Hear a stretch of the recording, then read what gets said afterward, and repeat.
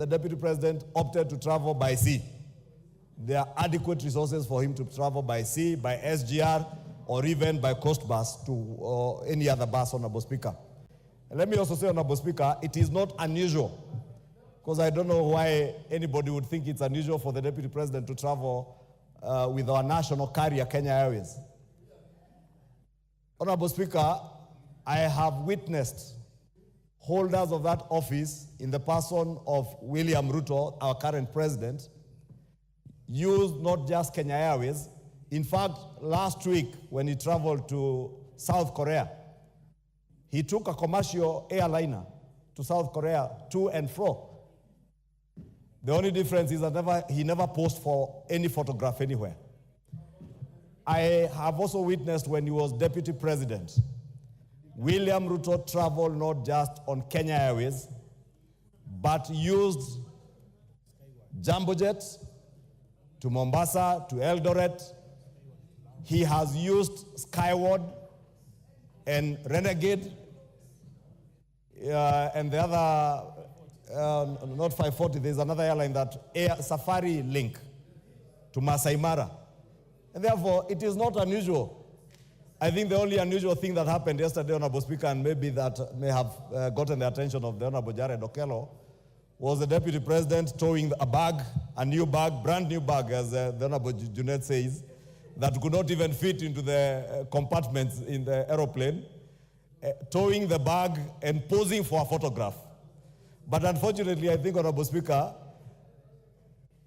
on matters touching on security, the Deputy President was also very well secured yesterday, and I can confirm that to the country. He had with him not less than 19 bodyguards, 14 of whom he was to travel with on that aircraft.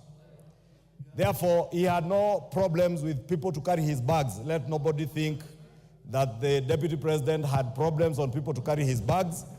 He had not less than 3 photographers to take the photographs, Honorable Speaker. Majority. Yes, Junet, what's the point of order?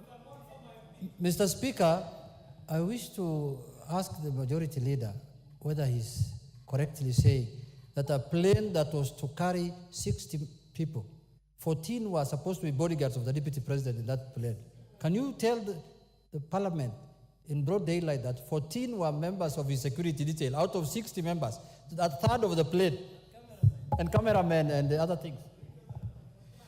Honorable Speaker, the information I have, the Deputy President did not just appear for the photograph. The Deputy President was driven to the airside with his full security detail, including the presidential guards that guard him from the Wrecker Squad. They were there with him. There were adequate, not less than 14 officers traveling with him on that plane, including photographers, security men, bloggers, protocol people, including the former MP for Nyeri, who I hear is a chief blogger in that office now, Honorable Speaker. Therefore, Honorable Speaker, I was just making the point that the Deputy President was not short of staff and personnel to carry his bags, including photographers who are taking those photos, Honorable Speaker, and therefore his security was not in question at all. True, Honorable Speaker, in terms of the dignity and honor that comes with that office, Honorable Speaker, I think the Deputy President had this flight paid for by the government of Kenya using taxpayers' money. And to give his office the honor and dignity, those who are keen observers did observe he was seated on seat 1A of that flight. The chief blogger in his office, the former member for Nyeri, was seated on seat 2A. That's in the business class, Honorable Speaker. And others, including his security officers, I think 2 are seated in the business class with him, and many others were seated in the economic compartment. And therefore, let me assure the country that the Deputy President within that flight was very safe. There is nothing unusual in him taking commercial flights. Indeed, many of you who attended the National Prayer Breakfast will remember His Excellency the President affirming that out of the austerity measures that government has instituted and which we effected through the Supplementary Appropriations Bill, that his office, that of the Deputy President, and that of the Prime Cabinet Secretary had cut their budgets substantially. And therefore, I only want to encourage the President, the Prime Cabinet Secretary, the Deputy President, when they travel, to bear in mind those austerity measures, but at least to reduce the delegations, if not anything. I am certain nothing would happen to you when you are up there in the skies. Therefore, 1 or 2 security officers might be adequate. You do not need 3 or 4 photographers to travel with you on that plane. You can send some by SGR or others to drive to Mombasa. Therefore, I want to encourage all our government officers to bear in mind that we are in a tough situation and austerity measures that government has instituted, including Parliament, Honorable Speaker. I was pleasantly surprised the other day when I saw members of Parliament carpooling to travel to Naivasha because they thought it was easier to hold their meeting where they were holding and carpool. And Honorable Speaker, this should be the spirit, Honorable Speaker, but also, Honorable Speaker, more importantly, because I have seen these questions being raised, especially by bloggers, is the Deputy President entitled to use of military aircraft? Honorable Speaker, I did engage the Cabinet Secretary for Defense, and indeed I have asked, Honorable Speaker, so that we may put this matter to rest, I will be writing to the Cabinet Secretary for Defense to appear before this House in plenary that only the President and the First Lady, the President as Commander-in-Chief, since we don't have a Deputy Commander-in-Chief, has access to military aircraft. The Deputy President has a police aircraft designated for his use, which currently is under maintenance, and the Cabinet Secretary tells me in the next few weeks they will have finalized with its maintenance, because it is not just a police aircraft that is maintained by government, but whenever the Deputy President is flying that aircraft for his safety and security, bearing in mind the office he holds, is usually flown and operated by Kenya Air Force pilots and servicemen, Honorable Speaker, so that we can assure the Deputy President's safety, assure the country of the Deputy President's safety. Honorable Speaker,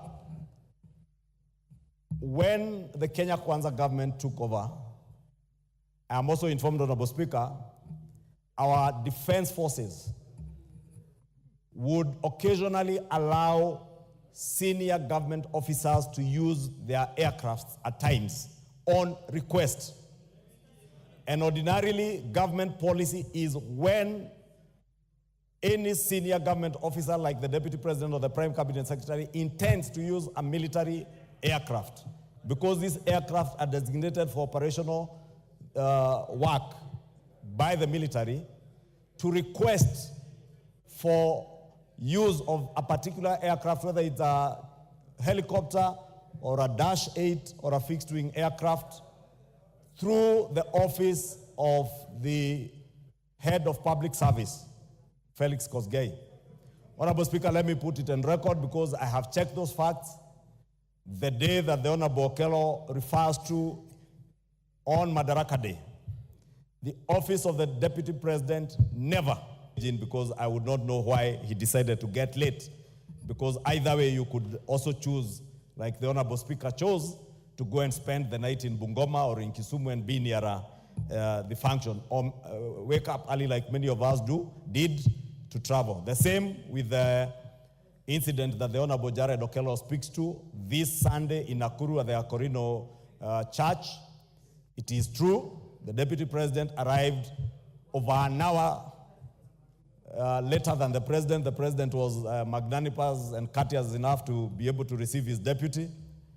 And, Honorable Speaker, I can also confirm, because I was to join you in Laikipia, we left Nairobi at exactly the same time with the Deputy President at about 10:44 a.m. when his chopper was lifting from his current residence. Honorable, we traveled together. There was a slight challenge with the weather, I can confirm, Honorable Speaker, around Mount Longonot. And we were able to maneuver through within a period that did not exceed 5 minutes. As to why the Deputy President chose to tell the country that he had transport and weather challenges, Honorable Speaker, on the pulpit in church, again, I would not be able to be in a position to tell why the person serving in the office of a Deputy President would choose to tell what is not true while standing at a pulpit in a church, Honorable Speaker. And since, Honorable Speaker, you have guided, we are not here to discuss the conduct of any person. I do not want to dwell into that. But to assure the country that both the President, the Deputy President, the Office of the Prime Cabinet Secretary, from what the Minister for Defense has informed me, may, in writing, ask for use of military aircraft. And Honorable Speaker, the Defense Cabinet Secretary did inform me that for the last 1 year, the aircraft that were being used by the Deputy President, the Prime Cabinet Secretary's office, and other senior government officers occasioned an expenditure of 500 million shillings, 500 million shillings to KDF. KDF has written to the various offices, and the office of the Deputy President has written back declining to share in the costs of the wear and tear and fuel of these aircraft. And that is why the Kenya Defense Forces and the Ministry of Defense made a policy decision that should any officer want to use military aircraft, it must be on request, since all these offices have resources appropriated to them for air travel. Therefore, if you use a Kenya Defense aircraft for fuel, for wear and tear, you pay for it from the budget in your office. And therefore, Honorable Speaker, should cry foul that they have not been allowed to use military aircraft. Only the President, as Commander-in-Chief, has unfettered access to use of military aircraft, but that aircraft that is designated from the Kenya Police, that is under maintenance, and I must insist, that maintenance, Honorable Speaker, you've seen what has happened in our neighboring country and our compatriots in Malawi, and may the Lord rest the soul of the Vice President of Malawi and the people who perished in the air crash in